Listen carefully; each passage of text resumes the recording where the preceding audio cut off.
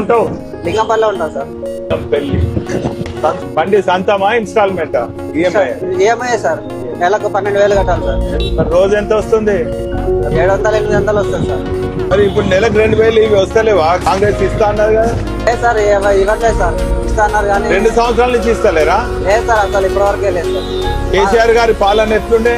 పాత గవర్నమెంట్ ఉన్నప్పుడు మాకు గిరాకీలు అన్ని మంచిగా అయ్యేది సార్. ఫ్రీ బస్ లేకుండేది కదా, మాకు అంత మంచిగా ఉండేది సార్. అంత మంచిగా అయ్యేది, గిరాకీలు మంచిగా అయ్యేది సార్. ఫ్రీ బస్ వచ్చిన కానీ చాలా ఇబ్బందులు అయిపోయింది సార్. గిరాకీలే లేవు సార్.